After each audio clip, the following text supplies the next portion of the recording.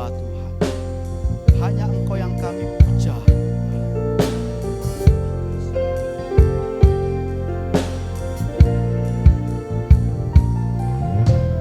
Yang ku sembah hanya Yesus.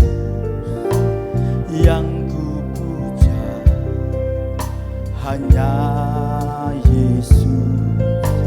Yang ku sanjung hanya Yesus. Sebab Kau Allahku yang ku sembah. Yang ku sembah hanya Yesus.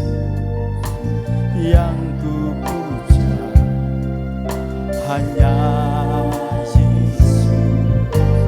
Yang ku sanjung hanya Yesus. Sebab Kau Allahku. Yesus, Kau Allahku.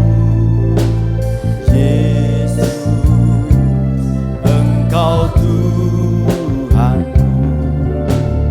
Yesus, Engkau Rajaku yang turun ke dunia.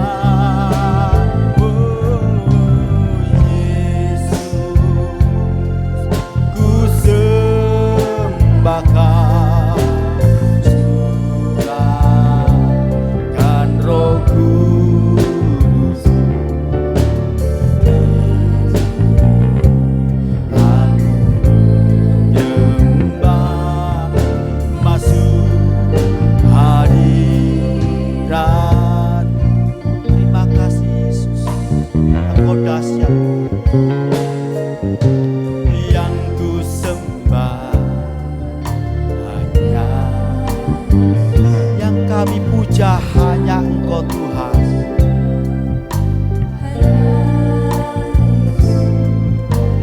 Yang ku sanjung hanya Yesus. Sebab Kau Allahku. Yesus, Kau Allahku. Yesus, Engkau Tuhanku. Yesus, Engkau Rajaku yang turun ke dunia. Oh Yesus, ku sembah Kau. Curahkan Roh Kudus. Amin Tuhan.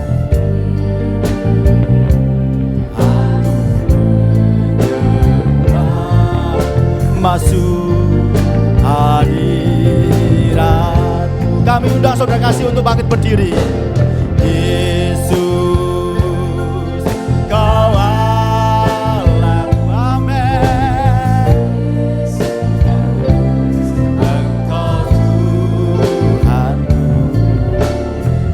Yesus, Engkau Rajaku ke dunia. Oh Yesus,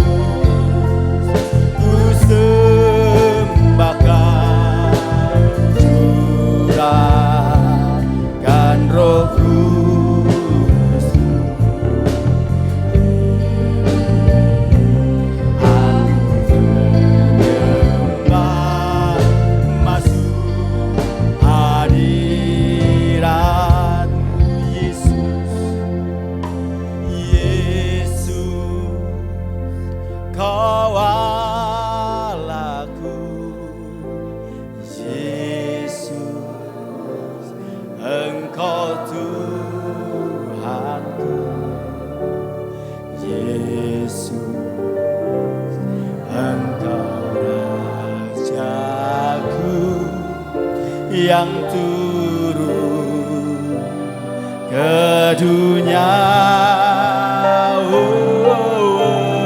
Yesus, ku sembahkan.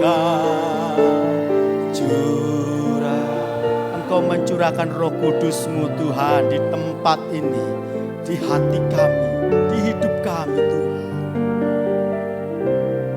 Aku menyembah masuk hadirat Yesus. Yesus, suarakanlah di hadapan Allah yang kudus. Pujilah Dia dengan segenap hatimu Tuhan.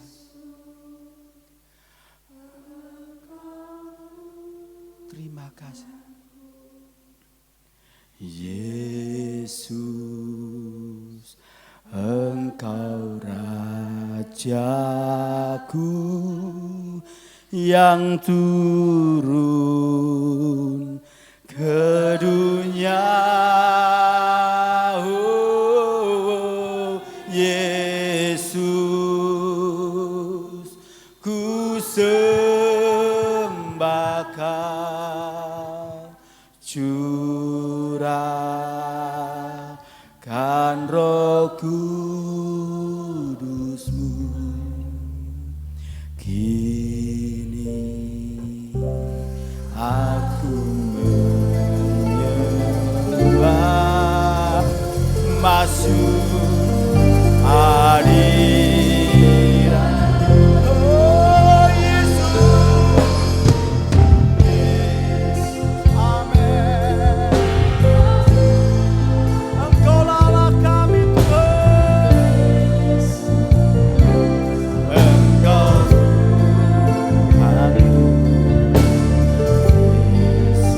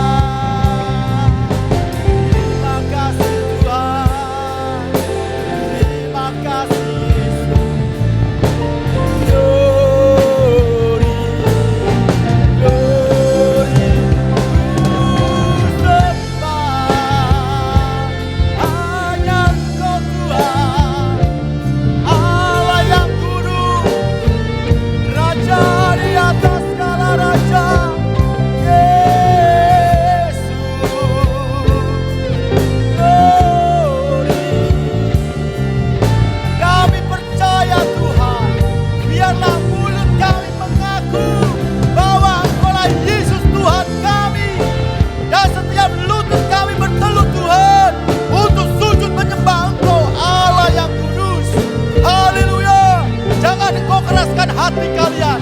Jangan engkau keraskan hati kalian. Biarlah engkau menyembah Allah yang kudus di dalam nama Tuhan Yesus Kristus. Haleluya. Haleluya.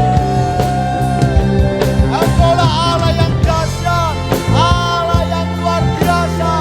Engkaulah maha dahsyat Tuhan. Haleluya.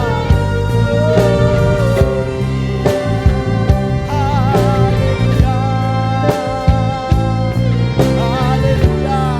Engkau memberikan kami kemenangan Tuhan pada hari ini. Engkau memberikan kami kepuasan. Engkau memberikan kami sukacita Bapa. Haleluya.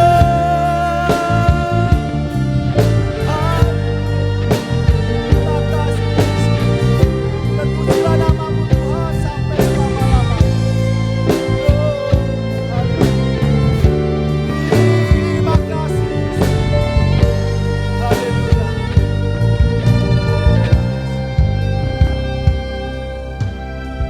Kita punya Allah yang besar, yang selalu berjanji dan menggenapi setiap janji-janjinya. Terima kasih Tuhan. Terima kasih Yesus. Aku punya Tuhan yang besar, yang telah berjanji dan sanggup menggenapi. Imanku bersepakat percaya kuasanya. Ku terima sekarang kemenangan darimu. Aku punya Tuhan yang besar, yang telah berjanji dan sanggup menggenapi. Imanku bersepakat percaya kuasanya. Ku terima sekarang kemenangan. Kita pujikan bersama-sama.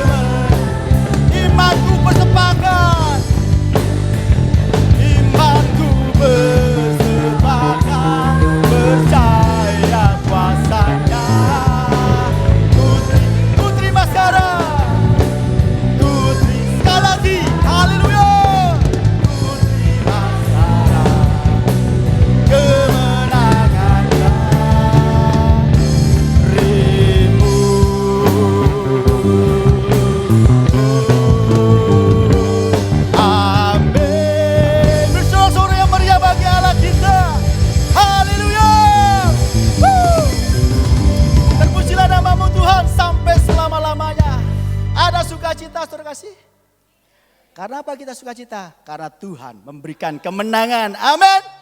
Kita mau lawan iblis, ya. Lawan kita bukan manusia yang ada tempat kita, tetapi iblis kita lawan, oke?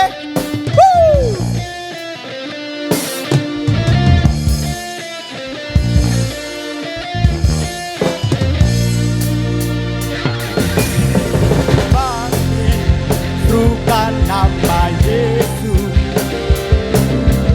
maju nyatakan kuasanya.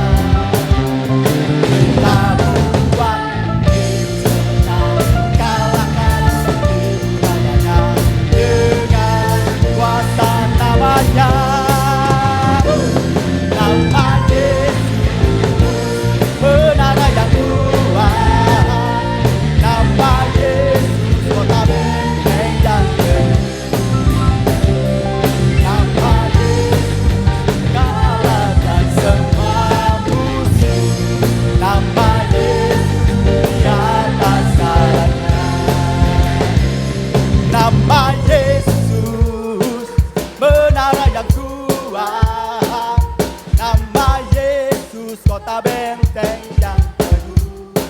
Amin. Nama Yesus kalahkan semua musuh. Nama Yesus di atas segala. Nama Yesus menara yang kuat. Nama Yesus kota benteng yang teguh. Amin. Nama Yesus kalahkan semua musuh. Nama Yesus di atas segalanya. Nama Yesus di atas segalanya. Nama Yesus di atas segalanya. Beri sorak-sorai yang meriah bagi Allah kita. Haleluya, haleluya. Engkau dahsyat Tuhan. Kami persilakan saudara untuk duduk kembali. Kita persiapkan hati dan pikiran kita. Bila kita mau mendengarkan firman Tuhan, kita percaya bahwa firman Tuhan adalah kekuatan bagi kita. Amin. Bahwa Tuhan menolong takkan pernah gagal. Satu pun tak pernah gagal untuk menolong kita. Itulah kedahsyatan Allah kita, Yesus Kristus. Engkau tahu Tuhan hati kami. Engkau tahu Tuhan pikiran kami. Engkau tahu Tuhan hidup kami. Terima kasih Tuhan.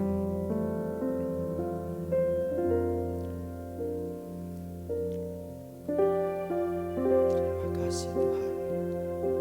Terpujilah nama-Mu Tuhan sampai selamanya. Engkau yang lebih tahu cara untuk membuka jalanku. Engkau yang lebih mengerti cara untuk menolong hidupku.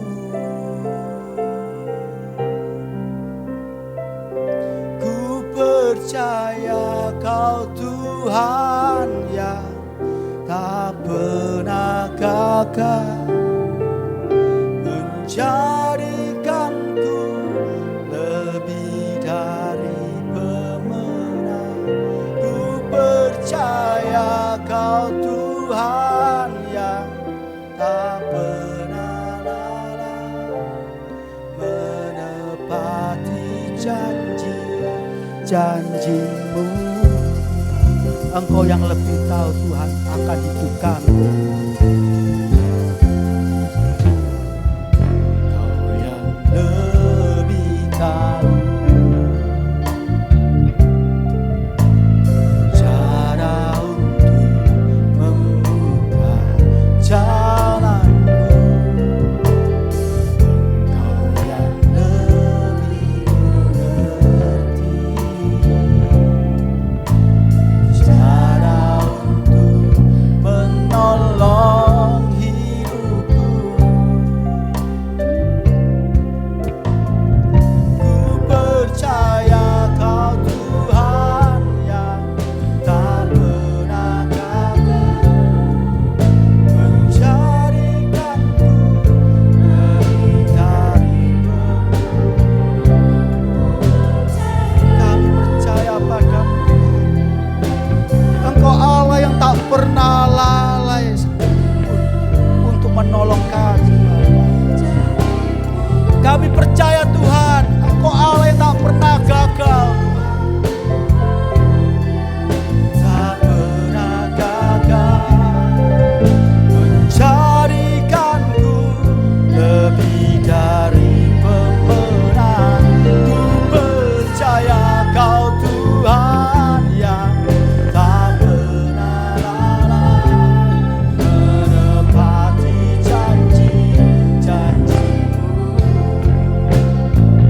Ku percaya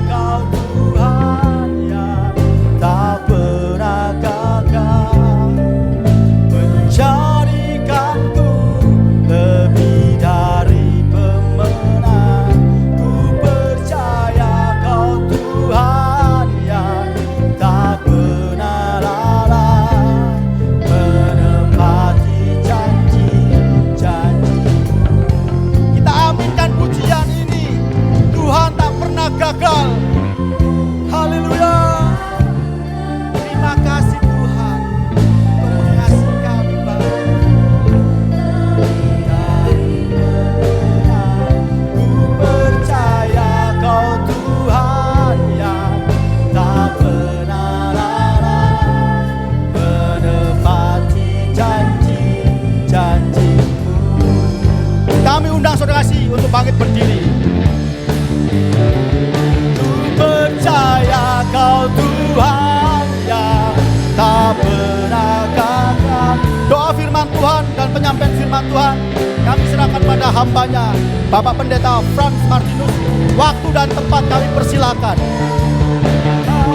Yang tak pernah lalai menepati janji-janji.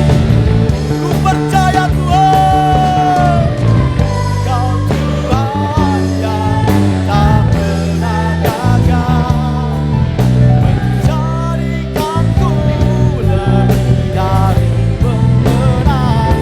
Ku percaya Kau Tuhan yang tak pernah lalai menepati janji-janji.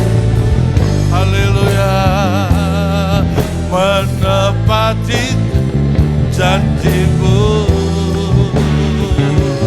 Menepati janjimu. Haleluya, haleluya. Segala puji hormat syukur hanya bagimu Tuhan. Kami bersyukur kami sudah diberkati dengan kesehatan, diberkati dengan kekuatan, dengan pujian dan penyembahan. Biarlah setiap pujian penyembahan yang sudah kami naikkan, Engkau terima Tuhan. Dan biarlah kami boleh duduk diam Tuhan, untuk mendengarkan apa yang Kau ingin sampaikan melalui hamba-Mu yang gak ada apa-apanya ini. Ampuni hamba-Mu, suci kuduskan tubuh jiwa rohnya. Kalau Engkau juga memberkati, mengurapi dari awal sampai pertengahan ini, hamba mohon juga pengurapan-Mu Tuhan. Dari pertengahan sampai selesainya ibadah. Biar Engkau berkata-kata menggunakan mutidabir hamba-Mu. Sekali lagi Tuhan, sampaikan pesan-Mu Tuhan. Layakkan kami Tuhan, dibangun iman kami. Layakkan kami dikuatkan. Sehingga kami pulang tidak sama dengan waktu kami datang. Ada satu perbedaan, ada satu perubahan dalam hidup kami. Bukan Frans yang mengubah, tapi Roh Kudus, firman Tuhan, Yesus sendiri yang mengubah kehidupan kami. Di dalam dan demi nama Yesus, kami siap dengarkan firman-Mu. Kuasa gelap roh jahat yang tidak mengganggu, menghalangi pendengaran kami, aku tolak dalam nama Yesus. Pergi dari tempat ini dalam nama Yesus. Hanya roh Tuhan yang berperan, yang berkuasa atas tempat ini. Terpujilah nama-Mu, terpuji nama-Mu. Di dalam nama Yesus Kristus Tuhan, mari kita bercadukan Tuhan, katakan sama. Amin. Shalom, silakan duduk Bapak Ibu. Puji Tuhan, cepat sekali ya, tiba-tiba kita sudah masuk di bulan Maret, dan tiba-tiba juga bentar lagi beberapa saudara kita yang sudah puasa akan merayakan Lebaran dan liburan ya, bagi orang yang masih studi sekolah, bekerja, kita akan menikmati liburan. Tapi saya percaya, Bapak Ibu kasih Tuhan, kita anak-anak Tuhan Tuhan tidak pernah libur dalam diri kita. 24 jam Dia selalu tolong kita, 24 jam selalu Dia lindungi kita. Bapak Ibu kasih Tuhan, hari ini saya oleh tuntunan Roh Kudus akan bawakan satu tema, yaitu ubah paradigma kita yang keliru. Baru-baru ini kita dengar berita para mahasiswa demo, katanya Indonesia gelap, betul? Pertanyaannya, apakah benar Indonesia gelap? Paradigma apa yang dipakai? Cara pandang, paradigma itu maksudnya gini Bapak Ibu, paradigma itu landasan berpikir, paradigma itu cara atau kita meyakini sesuatu, ya kepercayaan kita untuk mendasari apa betul sih Indonesia itu gelap ya, jangan-jangan paradigmanya yang enggak sama gitu loh, yang satu bilang gelap, yang satu bilang terang benderang ya, kira-kira seperti itu. Jadi sekali lagi Bapak kasih Tuhan, mari kan kita periksa, Alkitab juga memberi contoh. Alkitab memberi contoh kepada Bapak, Ibu, dan saya, bagaimana paradigma yang keliru, yang negatif itu, Tuhan ingin itu berubah dalam diri kita. Bapak, Ibu ingin paradigma kita diubahkan yang negatif jadi positif? Yang depan saja yang ingin, yang belakang belum ya. Bapak, Ibu ingin paradigma pola pikir kita ya, pola pandang kita, respon kita diubahkan oleh firman Tuhan? Bapak, Ibu ingin? Lebih banyak lagi, masih belum banyak. Sekali lagi Bapak Ibu, Paradigma itu landasan berpikir dalam bekerja, dalam studi, dalam kita memperkatakan firman, dalam kita mengasihi, dalam kita berhubungan suami istri, cinta kasih, dalam kita pacaran. Ya, paradigma itu ternyata menentukan hasil Bapak Ibu. Karena paradigma yang berkembang yang negatif itu akan menghasilkan sesuatu yang negatif juga. Contoh, ketika kita lihat tunangan kita, teman kita, sahabat kita itu dengan pikiran yang negatif, apa saja yang keluar dari teman kita, orang sahabat kita, tunangan kita pikir itu semua itu negatif. Kita akhirnya terbiasa dengan pikiran yang negatif tentang orang, atau enggak percaya, omonganmu enggak tak anggap kira-kira gitu. Atau lebih dalam lagi Bapak Ibu, ada beberapa orang nganggap tuh kalau dia pakai baju hitam atau kulitnya warna hitam, itu katanya orang jahat. Apa benar orang Afrika, Negro, Ethiopia itu semua orang jahat? Kan belum tentu Bapak Ibu. Bahkan banyak pendeta-pendeta hitam di sana itu dipakai Tuhan, kira-kira seperti itu. Paradigma ini yang harus diubahkan kalau kita punya paradigma bahwa orang hitam itu jelek. Satu waktu tahun 80-an, 81, 82, saya lagi mendekati istri saya, ya waktu itu calon istri, waktu itu mau ditembak kira-kira gitu. Saya datang ke rumahnya bawa jaket hitam. Ternyata dia punya sepupu, masih kecil waktu itu, langsung lari, nangis. Saya bingung, loh kenapa dia nangis ya? Ternyata dia dididik oleh ART, pokoknya kalau hitam itu jahat. Jadi ketika dia pakai jaket hitam, jahat. Nah tadi rupanya para pemusik hitam-hitam semua, kan enggak ada yang jahat gitu ya. Tapi ini sungguh, saya tanya kenapa sih sepupumu itu kok lari? Sampai saya enggak enak dikira saya nyakiti dia. Karena dia punya paradigma kalau hitam itu jahat. Apakah Bapak Ibu setuju kalau hitam itu jahat? Jangan buru-buru ngecas, ya. Jangan buru-buru a priori, ya.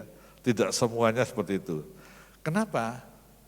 Ketika kita tak mengenal, tak sayang, betul? Ketika kita mengenal, ternyata hitam itu manis, betul? Salak itu Bapak Ibu suka makan salak enggak? Kalau makan salak itu bokongnya cari yang hitam. Kalau salak bokongnya hitam itu pasti manis. Ada yang tahu ini? Oh, coba rasa salak yang putih gitu, pasti sepet. Oh ini pelajaran baru, enggak lama. Jadi kalau saya pilih salak di pasar, belanja meja, mah golek sing bokongnya ireng.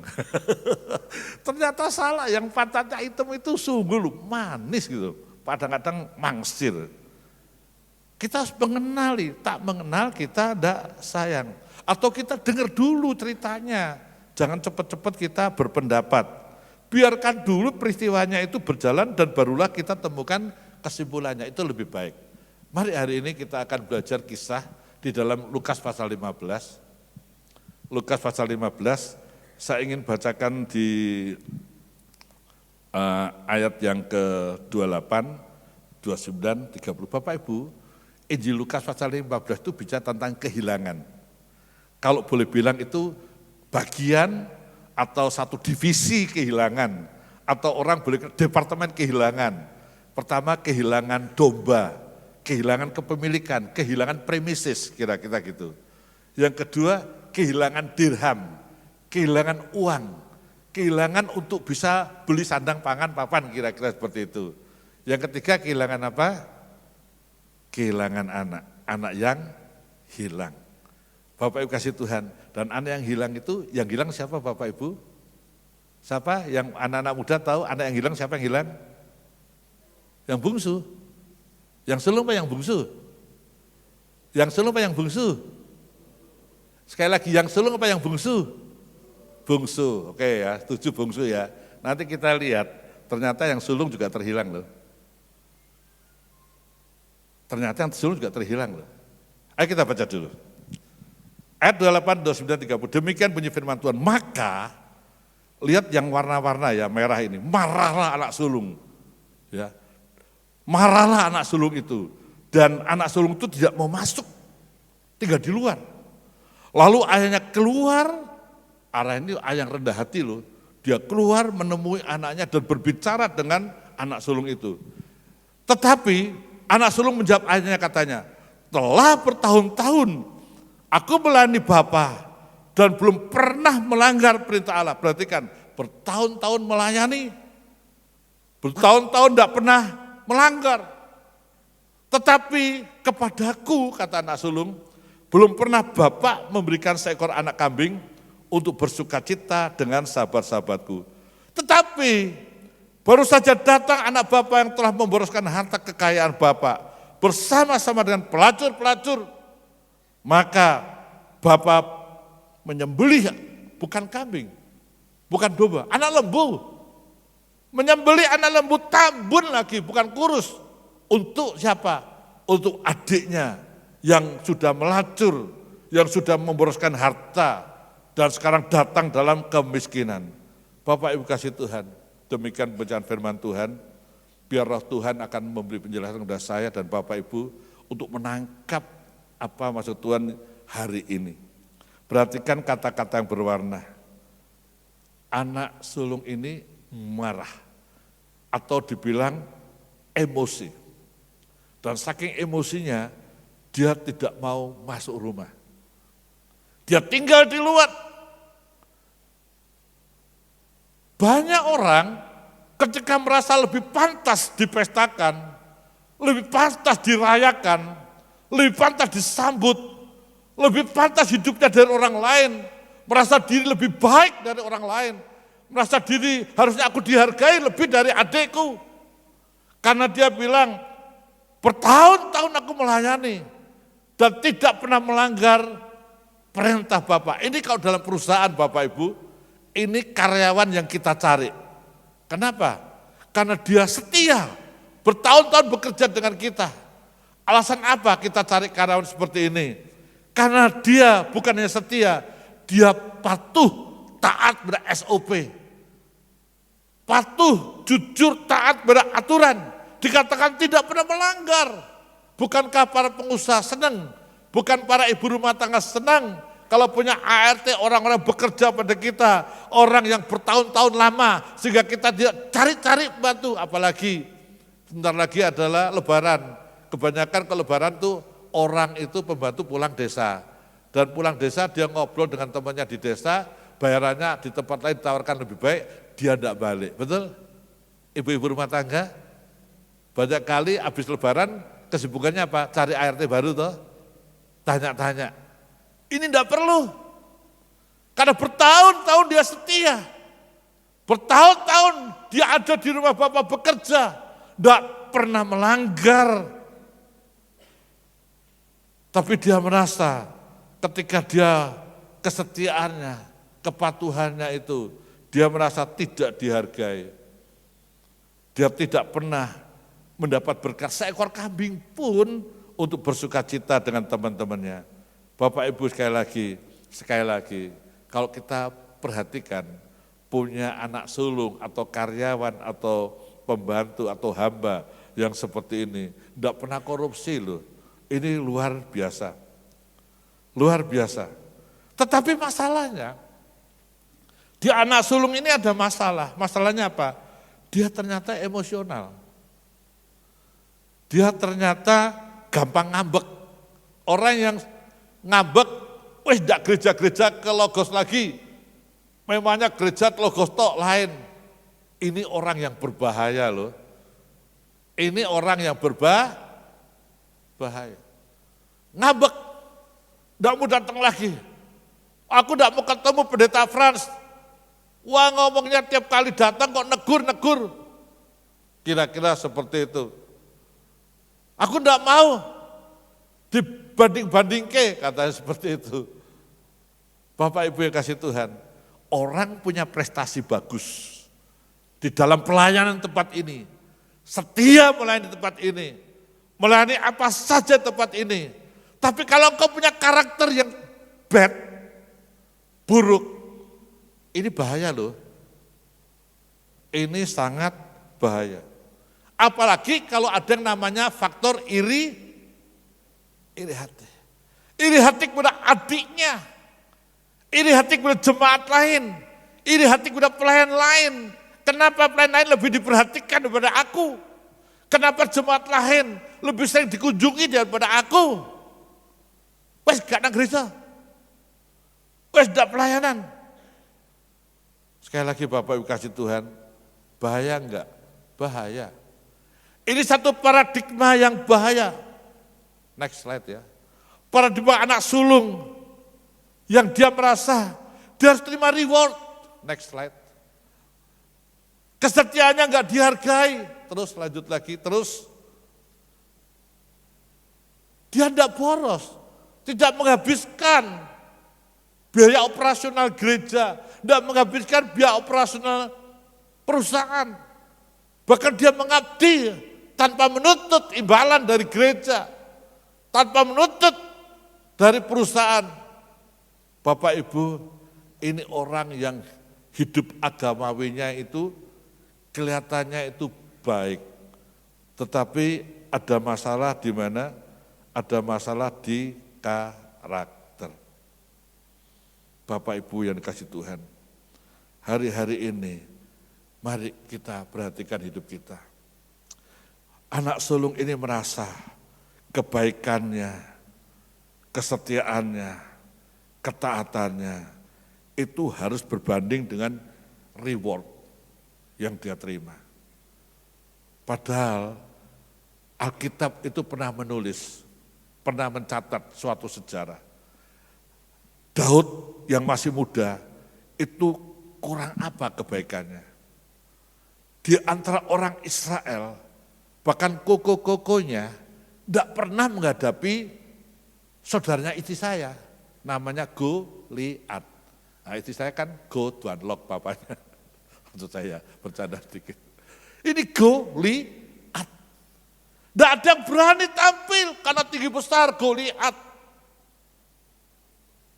Bahkan Raja Saul tidak berani, koko-kokonya tidak berani, seluruh Israel tidak berani, tapi Daud berani.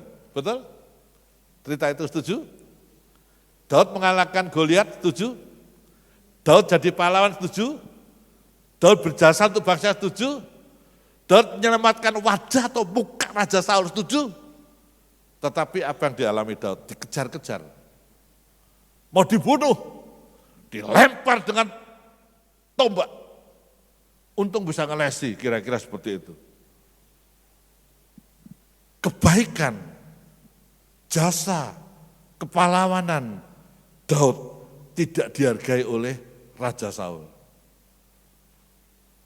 Bapak Ibu kasih Tuhan, dalam kehidupan itu seperti itu kadang-kadang kita alami.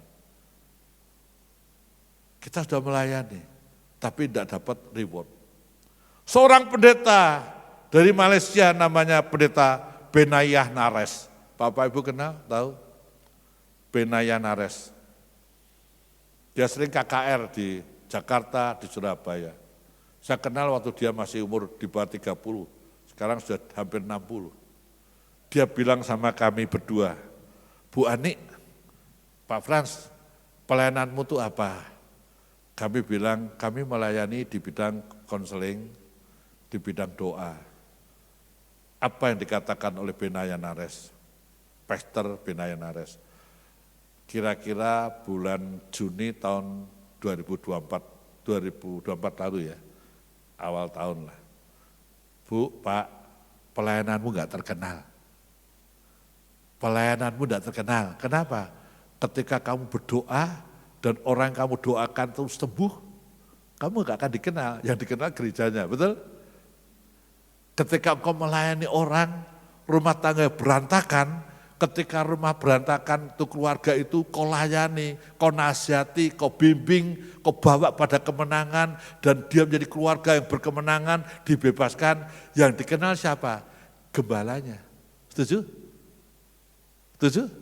Seringkali jadinya seperti itu. Dan saya sama Bu Ani bilang, Pastor Benayah, kami melayani sejak 26 tahun yang lalu. Bukan untuk cari terkenal. Kami ingin melayani karena kami diutus Tuhan. Kami menerima panggilan ini. Dan kami melayani bukan karena kami ingin dapat persembahan. Kami ingin mempersembahkan karena hidup saya sudah diselamatkan pada Tuhan. Dan kemudian Benayah Nares itu mendoakan saya sama Bu Ani.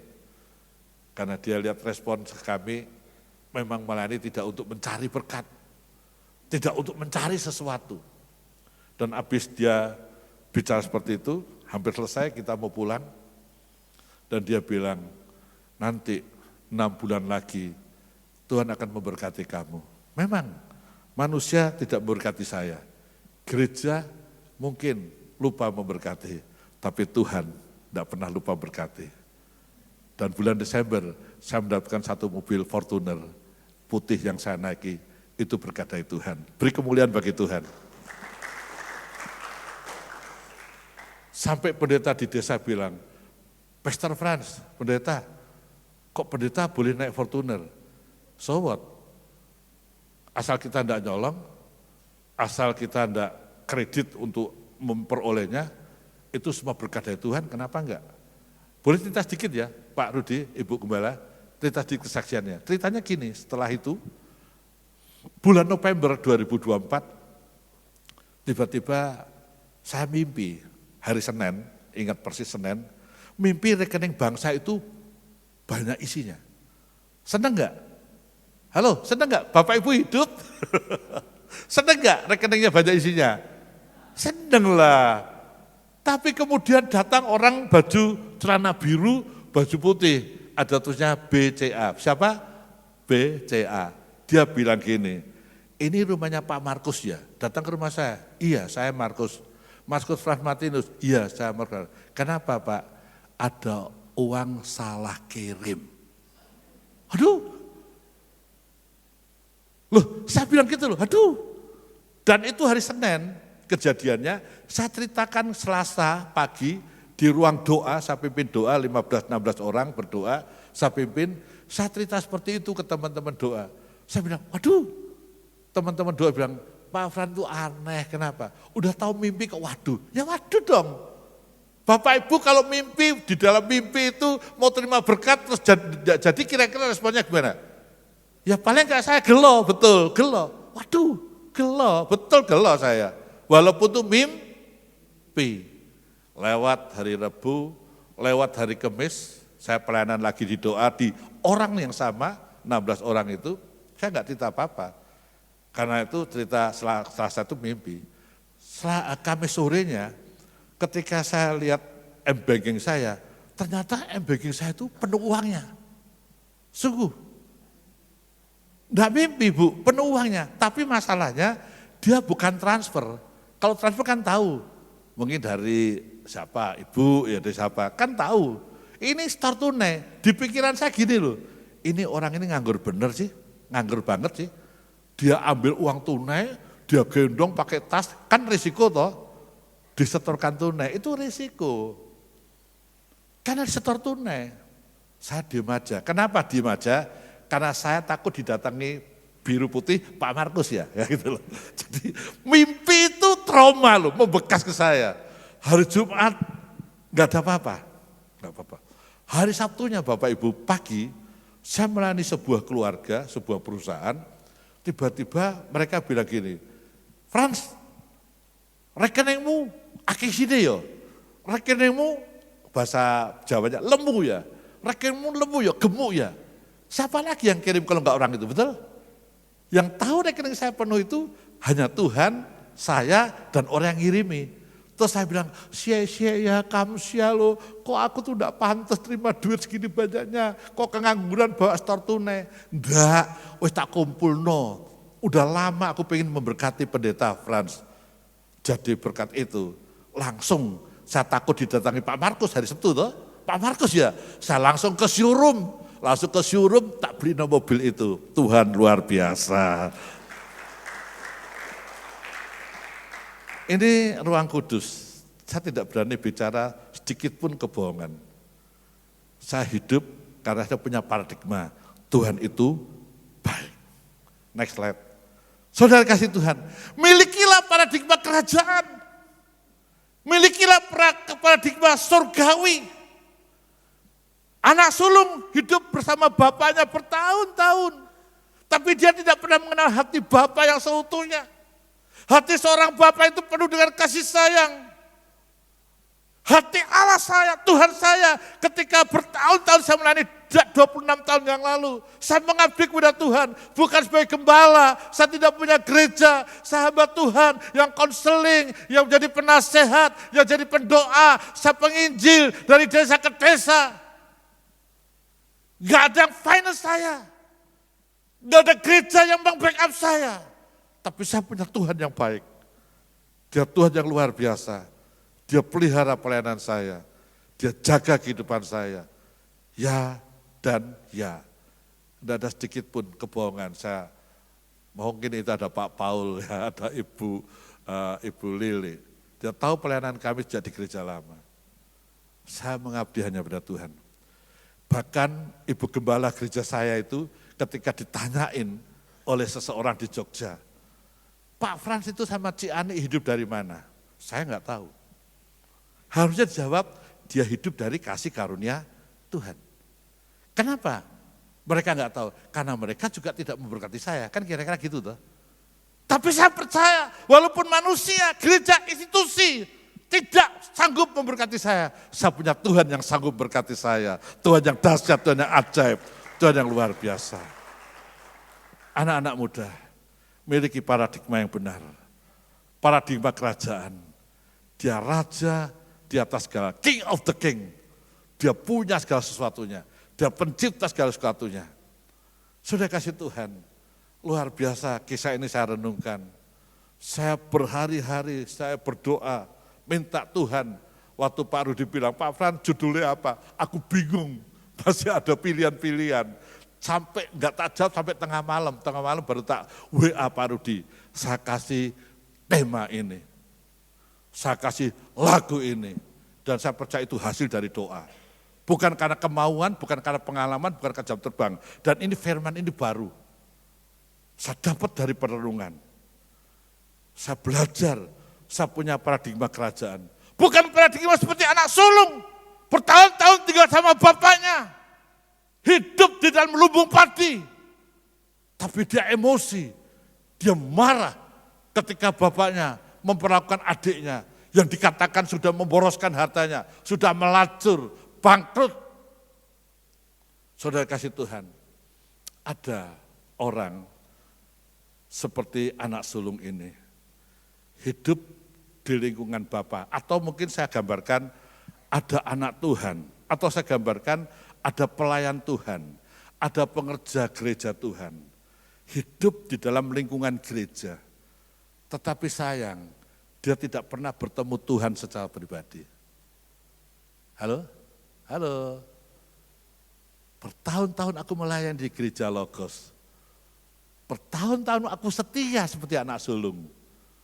Aku tidak pernah korupsi. Aku ikut rule aturannya gereja Pantai Kota Tabernakel. Aku ikuti semua bertahun-tahun. Aku setia. Bapak kasih Tuhan, tapi sayang, orang seperti ini ternyata tidak hidup di dalam pertobatan. Bahaya enggak? Bahaya. Tuhan tidak melihat pelayanan saya bertahun-tahun. Bahkan Tuhan bilang Matius 7, aku sudah sembuhkan orang, aku buat mujizat, aku sudah melakukan ini, itu bagi Tuhan. Dan Tuhan berkata, keluar. Sorry, aku tidak kenal engkau. Saya takut dengan perkataan itu. Markus Frans Martinus takut dengan perkataan Tuhan seperti itu. Saya mesti evaluasi diri saya. Artinya, saya mesti hidup dari satu pertobatan ke satu pertobatan. Terus sampai kapan? Sampai Tuhan datang, sampai Tuhan menjemput saya, sampai Maranatha. Kita, anak Tuhan, jemaat Tuhan, pelayan Tuhan, semua kita harus hidup dari pertobatan kepada pertobatan. Kepatuhan seorang beribadah belum tentu buat orang itu mengenali hati Allah. Sekali lagi, ketaatan, kepatuhan seseorang beribadah, melayani. Jadi pendeta seperti saya. Belum tentu membuat orang itu mengenal hati Allah. Saya, Bapak Ibu dan istri saya, memang 90% pelayanannya ke pelosok-pelosok, ke desa-desa. Sungguh, ngenes loh. Mereka melayani bertahun-tahun. Saya nggak tahu yang mereka kejar apa. Hidup dalam kekecewaan. Bahkan ada beberapa yang tidak melayani lagi. Bapak Ibu kasih Tuhan, kenapa mereka bisa seperti itu? Kok keyakinan saya, karena mereka belum mengenal hati Allah, hati Bapa, seperti anak sulung ini. Ini bukan seperti anak bungsu, jelas dia tinggalkan Bapa, jelas dia hamburkan harta Bapa, warisan yang dia punya, dia jelas dia melacur di negeri lain, dan jelas dia bangkrut. Ini bukan, ini anak Tuhan kira-kira pengerja Tuhan, hamba Tuhan, jemaat Tuhan, yang setia, yang ada di gereja, ada dalam pelayanan, tetapi tidak hidup dalam pertobatan. Bahaya ini. Kenapa? Contoh ini isi hati Bapak. Kalau dia hidup dalam pertobatan, hatinya pasti akan dipenuhi dengan kasih Allah. Setuju? Hatinya akan penuh dikuasai oleh kasih Allah.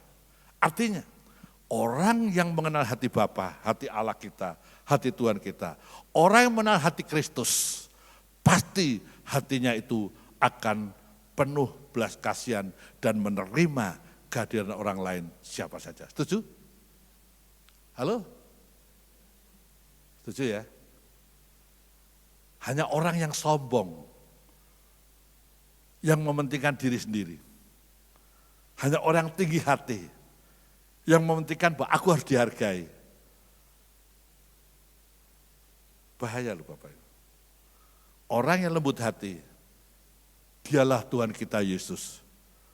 Dia fokus pertama, menyukakan hati Allah. Setuju? Dan fokus kedua, orang lemah lembut, hati Yesus, dia menyukakan, menyenangkan hati manusia. Setuju? Dia rela berkorban, dia rela menderita di atas kayu salib, bahkan dia rela dihina, mati di atas kayu salib. Untuk apa? Untuk Bapak, Ibu, dan saya. Waktu itu untuk bangsa Israel diselamatkan. Orang yang lemah lembut, fokus pertama kepada Bapa. Orang lemah lembut, fokus kedua kepada sesama orang lain. Baru fokus ketiga kepada diri sendiri. Bukan dibalik. Orang yang mengenal hati Bapa, hati Kristus, dia bisa menerima perbedaan. Setuju? Tidak iri hati. Orang lain diberkati, tidak iri hati. Orang yang punya hati Bapa, mengenal hati Kristus, hati Allah, dia mudah untuk mengampuni. Setuju? Tidak bisa Pak Fran, Ciani, tidak bisa. Dia dekel, no, aku tidak salah, aku benar. Saya bilang, sekalipun engkau benar, sekalipun engkau merasa enggak salah, datang lebih dulu, engkau minta ampun, engkau berdamai, itu begini. Halo? Ini begini. Jarang orang mengambil keputusan itu. Mungkin saya sudah pernah cerita, pemimpin saya merendahkan saya dalam satu acara gereja. Waktu itu saya masih bukan pendeta, saya masih kerja di bank. Ya saya kenal di bank itu kenal dengan Bapak Rudi, di Bank Universal, Bank Perkembangan Asia terus Bank Universal. Dalam satu acara gereja saya bilang, saya yang menyumbang makanan untuk acara gereja. Saya sumbang semua.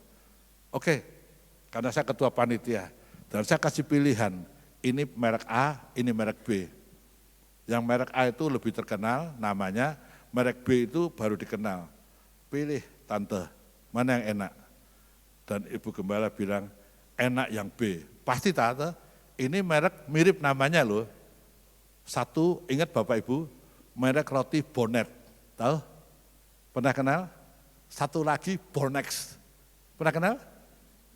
Bornex itu di Batang Binangun, BONEX. Dia bilang enak ini. Oke, saya belikan, itu tanggungan saya, gereja enggak ikut-ikut. Dan waktu saya persembahkan, rotinya yang pilih dia, mereknya dia, saya dipermalukan dari mimbar. Itu orang kurang ajar. ngasih persembahan ke gereja roti tidak enak. Sakitnya tuh di sini. Betul Bapak Ibu? Sakitnya tuh di sini. Aku tidak minta uang gereja. Aku mengikuti aturan, pilih yang mana tante. Dia yang pilih, tapi dia menjelekkan saya di atas mimbar. Sakitnya tuh di sini. Hampir istri saya bilang, Pak, istri saya baru, dia kan dari GKI. Istri saya bilang, enggak gereja-gerejaan Pak. Saya bilang, enggak nih, ayo kita ke depan. Datang ke pastori. Om, tante, mereka sudah di surga 2, tapi ini kebenaran. Saya tidak takut cerita, ini kebenaran. Saya bilang, Om, tante, kami minta maaf kalau rotinya enggak enak. Saya tidak bilang, ini yang milih tante ya, kan bisa adu pendapat toh. Tante sing milih dewek, tante sing menentukan dewek. Enggak, Om, tante, saya salah. Bapak Ibu, kalau engkau bisa seperti itu, saya percaya malaikat surga bersorak, engkau akan berkemenangan, Tuhan yang dimuliakan. Walaupun saya dipermalukan di atas mimbar, mudah mengampuni.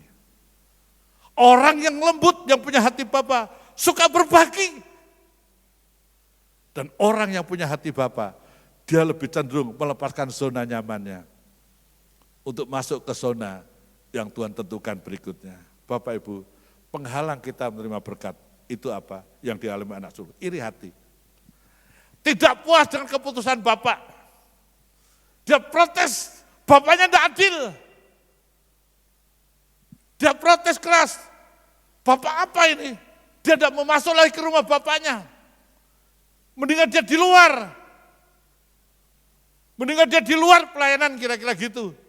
Mendingan dia di luar ibadah, di luar gereja. Karena aku punya bapak yang gak sopan lah. Tidak menghargai aku.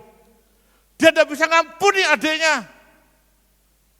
Dia merasa lebih pantas disambut dengan pesta.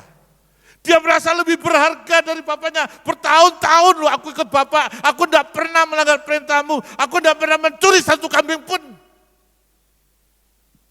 Aku tidak pernah mencuri berkat. Bapak Ibu kasih Tuhan, kadang-kadang kesombongan seperti anak sulung ini, itu membuat dia tidak diberkati. Halo? Halo? Halo? Mari kita hidup rendah hati. Apa yang kita sombongkan? Kalau nafas kita diambil Tuhan, tidak ada apa-apanya kita. Kalau saya boleh melayani, memang diundang oleh gereja, oleh Pak Rudi. Tapi saya percaya, yang mengundang saya Tuhan Yesus. Saya terlalu percaya. Mari Bapak Ibu, gunakan waktu yang ada ini. Kesempatannya ada. Hidup lebih sungguh-sungguh. Jangan punya paradigma yang keliru. Kita punya Tuhan yang Maha Pengasih, Maha Penyayang. Dia Tuhan yang adil. Kadang-kadang keadilannya tidak seperti keadilan manusia. Yang kita pikirkan, kenapa? Karena kita punya paradigma yang keliru. Berubahlah saudara. Katakan, aku punya Tuhan yang hebat. Tuhan yang adil. Tuhan yang baik. Aku mau sabar menunggu, menanti waktu Tuhan. Pada waktunya, Tuhan pasti angkat aku. Pada waktunya, Tuhan pasti pakai aku. Pada waktunya, Tuhan pasti utus aku. Bukan tambah iri kepada pelayan lain. Bukan iri kepada adiknya. Bertobat kalau ada seperti ini. Bertobat dari kesombonganmu. Sikap ini yang harus diubah. Supaya engkau hidup diberkati. Supaya gereja ini diberkati. Supaya saya diberkati. Saya dan saudara harus berubah. Setuju Bapak Ibu mau berubah? Sekarang, ubahkan paradigmamu. Ubahkan paradigma saya. Tuhan itu mengajarkan kita satu doa yang luar biasa. Doa Bapa kami. Bapa kami yang di surga. Artinya, mungkin hari-hari ini, engkau terpisah jauh dari orang tuamu. Engkau tidak punya bapak secara jasmani. Ataupun engkau ada bapak, tapi bapakmu tidak efektif. Suka ninggalkan engkau. Engkau tidak punya pendamping. Engkau tidak punya orang tua, tidak punya papa, tidak punya suami. Tapi Tuhan bilang, aku masih punya Bapa di surga. itu janji luar biasa membuka satu ucapan doa Bapa kami. Itu yang menarik saya. Satu malam Tuhan bicara sama khusus, dia bilang nih, Frans, aku ini bapakmu. Memang aku tidak punya papa lagi, dua-dua papa saya meninggal. Aku tidak punya panutan lagi, tapi Tuhan bilang malam itu, aku panutanmu. Aku bapakmu. Aku bapak yang tidak akan pernah meninggalkan kamu. Bapak dunia bisa meninggalkan kita. Tapi aku bapak, aku peduli, aku perhatikan engkau. Kita punya Bapa di surga, Bapa yang kudus. Harusnya ada satu hubungan antara Bapa dan anak. Tapi anak sulung ini tidak punya hubungan. Dia hanya kerja, tapi dia tidak punya hubungan. Dia hanya melayani, jadi WL, jadi singer, jadi pemusik, jadi pengkhotbah seperti saya. Tapi gak ada persekutuan. Tidak ada hubungan. Tidak suka menyembah. Gak bahaya tak? Bapak Ibu kasih Tuhan, setiap kali saya ditugaskan kemanapun melayani, yang pertama saya minta Tuhan, bila engkau tak besertaku, ku tak mau berjalan, ku perlu Tuhan, pimpin langkahku, saya perlu dipimpin Tuhan. Bukan kepandaian saya, bekas manajer, senior manajer di bank. Bukan kepada saya membuat satu presentasi, satu tulisan, no. Tapi saya minta Roh Kudus, Roh Tuhan sendiri, pimpin saya. Kalau tanpa Roh Kudus pimpin saya tuh nothing, gak ada apa-apanya. Saya boleh melayani, itu semua karena kasih karunia Tuhan. Jadi lebih banyak hubungan dengan Tuhan. Jangan gini, Pak Fran pelayanan, oh gak apa-apa, kapanpun dipanggil, aku sudah punya bekal pelayanan banyak. No! Setiap kali pelayanan tanya, Tuhan, apa yang harus kuberitakan? Apa jadi kebutuhan jemaat? Apa jadi kebutuhan kita? Supaya Tuhan yang pimpin. Bukan AI, tahu AI? Hari-hari ini kan terkenal AI. Mau khotbah apa, saudara tanya, Meta tuh Meta, aku mau khotbah ini, tolong khotbah ini, pasal ini, kitab ini gimana khotbahnya? AI akan keluarkan loh sungguhan. AI itu, waduh.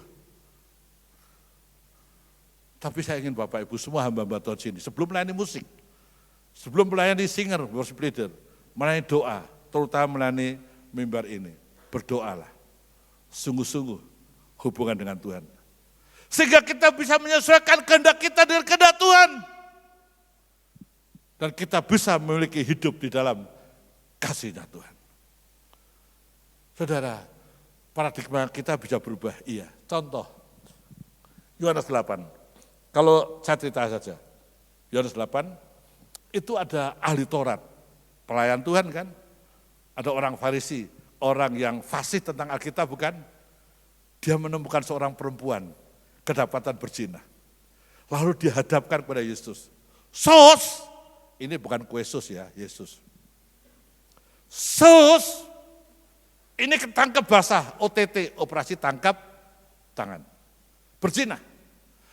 Hukum Musa bilang, sawat dirajam dengan batu sampai mati.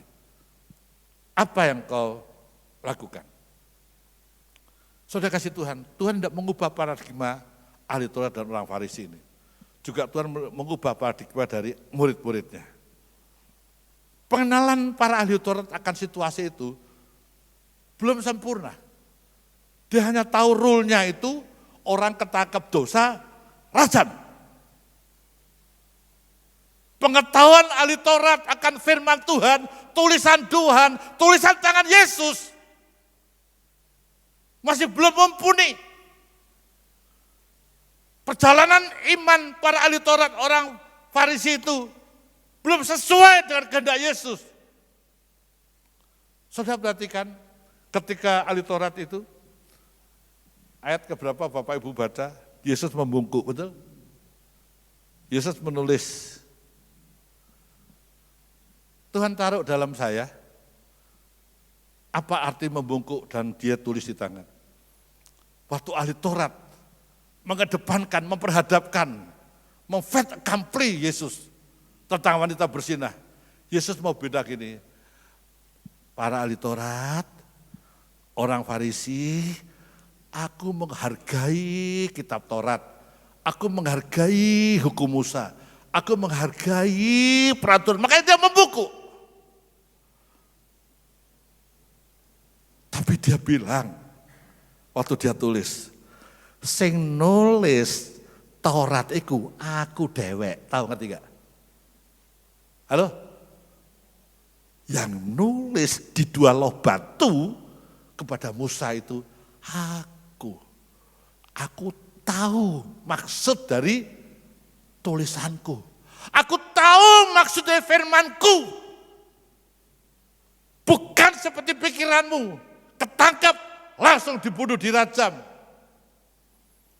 Konsep firman Tuhan. Firman Tuhan diturunkan, Yesus bilang gini, itu bukan untuk melenyapkan. Next slide. Konsep firman Tuhan itu diturunkan untuk menyelamatkan. Halo? Setuju? Bapak, Ibu, dan saya belajar firman supaya saya diselamatkan. Waktu Bapak Ibu memberitakan firman supaya orang lain diselamatkan. Bukan dilenyapkan. Tuhan bungkuk. Dia bilang, aku menghargai karena itu tulisanku. Tapi aku datang bukan untuk melenyapkan. Aku datang untuk menyelamatkan. Halo? Saya bersyukur. Siapakah aku ini, Tuhan? Aku tidak ada apa-apanya. Bukan teolog. Aku bukan lulusan sekolah teologi, tapi perlu belajar teologi. Perlu gak? Perlu. Tapi Tuhan memberikan rahasia seperti ini. Saya bilang, thank you Jesus. Aku belajar menghargai. Tidak untuk melenyapkan orang lain. Tapi untuk menyelamatkan. Beda dengan paradigma anak sulung. Dia kepingin papanya menghukum adiknya. Ini paradigma yang keliru. Ini konsep firman yang keliru. Yohanes 10 ayat 10. Iblis datang hanya untuk membunuh. Betul? Iblis datang hanya untuk membunuh. Tapi aku Yesus datang untuk memberikan berkat. Keselamatan. Bapak Ibu kasih Tuhan. Mari hari ini. Jangan kita punya konsep yang salah. Tentang Tuhan. Jangan kita punya paradigma yang salah. Tuhan datang untuk menyelamatkan engkau dan saya. Keadilannya memberi kesempatan untuk kita hidup dalam pertobatan. Keadilannya memberi kesempatan anak bungsu itu bertobat. Kapan? Ketika dia terpuruk. Banyak kali Bapak Ibu, ketika kita hidup dalam kesulitan, ketika kita hidup dalam masalah persoalan, banyak kali memudahkan kita untuk bertobat. Tetapi ketika kita hidup dalam kenyamanan, semuanya ada. Kadang kita lupa untuk hidup bertobat. Setuju? Setuju? Anak bungsu ini dia menyadari, waduh, di sini aku kelaparan. Bahkan untuk makan tidak bisa. Tapi dia ingat di rumah Bapakku. Pembantu-pembantu Bapakku hidup nyaman, enak. Kesadaran akan kelakuannya meninggalkan rumah Bapa. Dan komitmennya untuk mengakui dosanya, untuk kembali ke rumah Bapa. Dan dia eksekusi komitmennya, dia kembali, dia bilang, jangan jadikan aku anak, jadikan aku pembantu. Pertobatan seperti itu Bapak Ibu. Ketika anak bungsu itu datang bertobat, dia boleh masuk kembali ke dalam rumah bapaknya. Bukan anak sulung yang dia tidak mau masuk ke rumah bapaknya. Tapi puji Tuhan, Tuhan itu luar biasa. Tuhan itu dahsyat. Dia pun tidak langsung mempenalti. Kita buka ayat terakhir. Lukas 16 ayat 31, 32. Lukas 16, 31, 32. Kata ayahnya kepadanya. Lukas 15 maaf.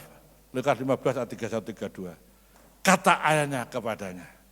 anakku, pada anak sulung, engkau selalu bersama-sama dengan aku. Dan segala kepunyaanku adalah kepunyaanmu. Kita patut bersuka cita dan bergembira karena adikmu telah mati dan menjadi hidup kembali. Adikmu telah hilang dan didapat kembali. Didapat kembali. Bapa yang baik, Bapa yang adil, Bapa yang maha penyayang. Dia tidak menolak anak sulung, tapi dia memberi nasihat. Dia bilang, son, you are always with me. Engkau selalu bersama aku, and all that I have is yours.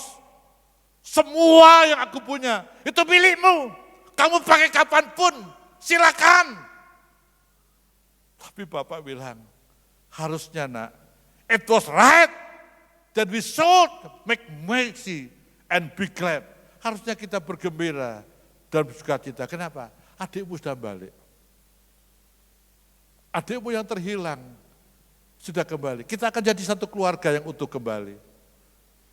Kita hidup dalam damai sejahtera bersama Bapak dan bersama adikmu, bersama seisi rumah Bapak. Bapak yang kasih Tuhan, renungan firman ini mengingatkan sekali lagi saya, jangan sekali-kali saya punya paradigma yang salah. Bapak Ibu, jangan punya paradigma yang keliru, mentang-mentang sudah melayani bertahun-tahun, dan engkau merasa tidak perlu bertobat. Hari ini, dalam nama Yesus, saja Bapak Ibu, pelayanan mampu berapa tahun sekalipun, sudah lama mungkin sudah bertahun-tahun melayani di gereja ini. Evaluasi diri kita, apakah kita sudah hidup dalam pertobatan? Mari punya paradigma yang benar. Bahwa kita punya Allah yang maha pengasih, win-win solution. Dia tidak ingin kokonya hidup, dia tidak ingin adiknya juga hidup dalam masalah. Dia ingin adiknya dan kokonya hidup dalam berkat Tuhan. Hidup dan cinta kasih sayang. Miliki paradigma ini. Jangan sampai engkau punya pikiran negatif pada orang lain. Mari kita selalu terhubung dengan Bapa kita. Terhubung dengan Allah kita. Saya undang pemusik untuk maju ke depan. Mari. Biar hari ini roh Tuhan menyentuh saya. Roh Kudus membantu saya, membantu Bapak Ibu. Menerima kebenaran firman Tuhan ini dengan benar. Meresponi dengan benar. Bapak Ibu diutus di tempat ini melayani. Sekali lagi, Bapak Ibu dipakai Tuhan untuk membuat orang lain diselamatkan. Bukan dilenyapkan, diselamatkan. Bukan disingkirkan, dipromosikan, diangkat. Bukan dipromosingkirkan. Mari Bapak Ibu, jadilah orang lembut hati, terhubung dengan Tuhan. Orang yang punya hati yang lembut, itu yang terhubung dengan Tuhan. Haleluya, kita tundukkan kepala. Haleluya. Kasih-Mu layakkan seluruh hidupku. Mampukan ku melakukan yang Kau inginkan. Tak bisa ku terlepas, Kau menggenggam tanganku. Ingin lebih mengenal pribadi-Mu. Sekali lagi. Kasih-Mu layakkan seluruh hidup. Amin. Haleluya. Mampukan ku melakukan yang Kau inginkan. Tak bisa ku terlepas, Kau menggenggam tanganku. Ingin lebih mengenal pribadi-Mu.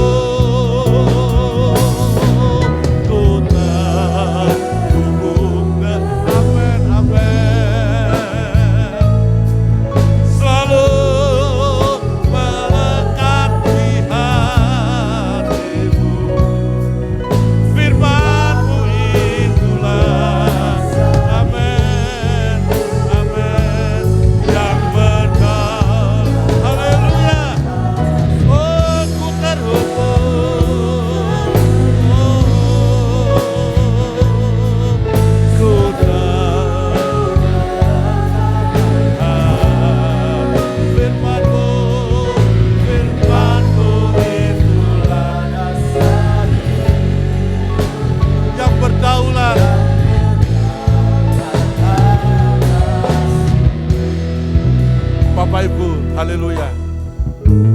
firman Tuhan yang kau dengar, yang kau baca, dia berdaulat penuh atas hidup saudara.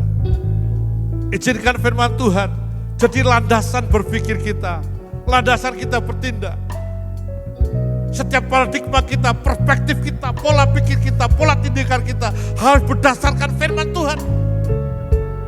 Dan engkau dan saya tidak bilang lagi, Tuhan engkau tidak adil. Orang lain diberkati kok aku gak diberkati. Engkau tidak akan bilang lagi, Tuhan engkau tidak adil. Gereja lain diberkati, gerejaku gak diberkati.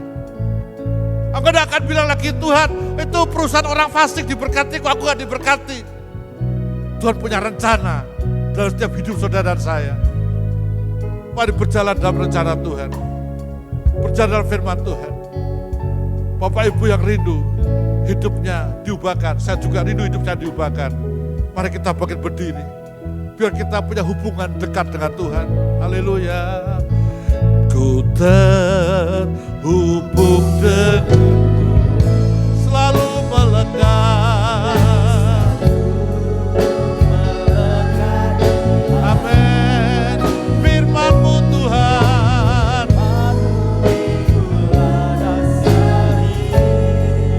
yang berdaulat.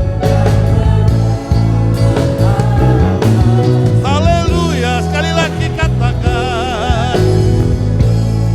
Amin. Selalu melekat. Tuhan, hamba berhenti bicara. Roh Kudus lanjutkan. Roh Kudus lanjutkan. Biar firman-Mu Tuhan kami terima di tanah hati yang baik. Haleluya. Haleluya. Ajarkan kami selalu terhubung dengan Engkau, menghargai Engkau. Kami tidak mau keluar dari hadirat-Mu. Dalam dan demi nama Yesus. Haleluya.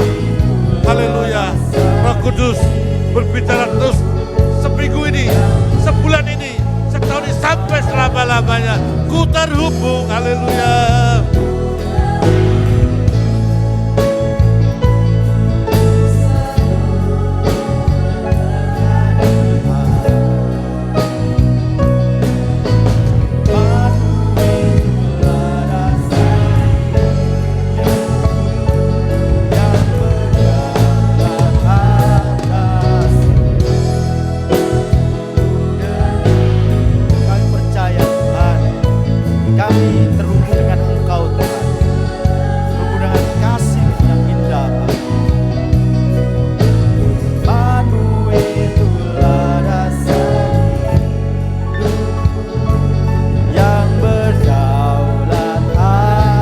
Lagi ku terhubung dengan Tuhan.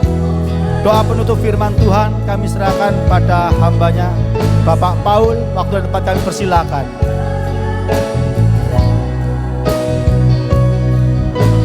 Firman-Mu itulah dasari yang berdaulat atasku. Mu itulah dasari.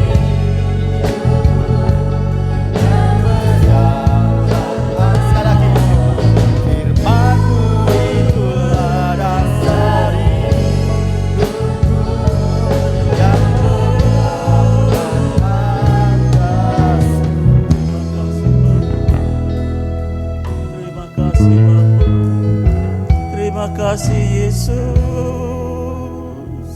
Segala puji dan syukur kami naikkan kepadamu Bapa di surga.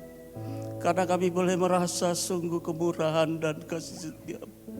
Engkau sudah berikan kami kesempatan untuk kami boleh datang di tempat-Mu. Kami boleh memuji, memuliakan nama-Mu. Dan yang terutama kami boleh mendengar firman-Mu. Terima kasih Tuhan Yesus. Kami percaya firman-Mu itu yang akan membawa kami berjalan dan menuntun kami untuk mengarungi kehidupan yang akan datang. Sucikan, kuduskan kami dan layakkan kami Tuhan. Terima kasih Tuhan. Segala puji dan syukur hanya kepadamu. Juga Engkau berkati hamba-Mu Bapak Frans yang sudah melayani kami.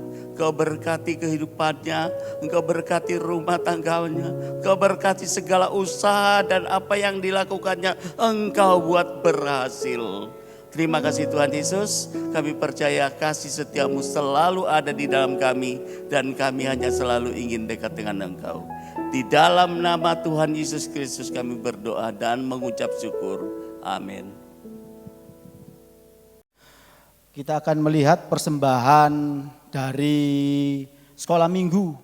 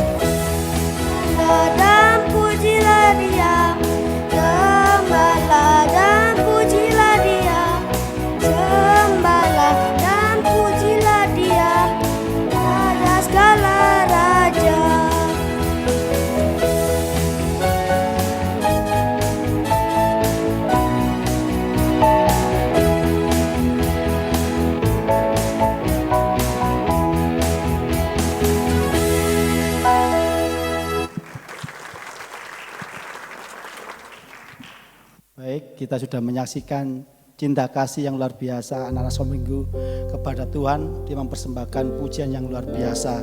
Baik, kita akan memberikan persembahan. Kami persilakan persembahan dijalankan.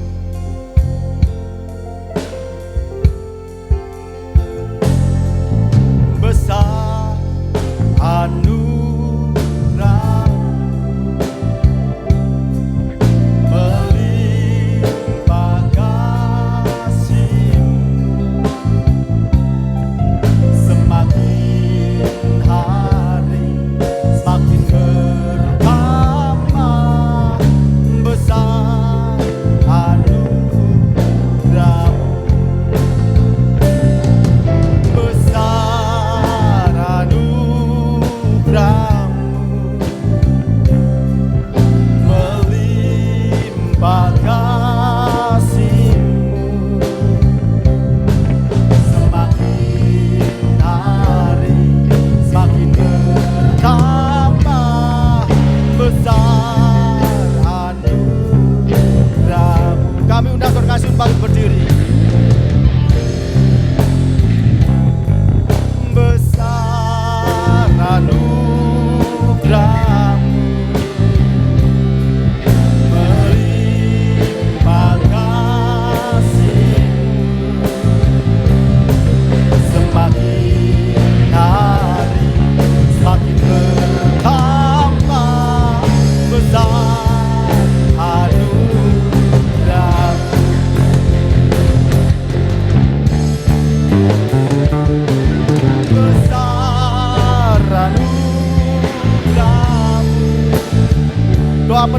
dengan doa berkat, kami serahkan pada hambanya Bapak Pendeta Frans Martinus. Waktu dan tempat kami persilakan. Hari semakin bertambah besar anugerahmu, semakin hari semakin bertambah besar anugerahmu. Sekali lagi, semakin hari kami bertambah Tuhan, semakin bertambah besar anugerahmu. Haleluya.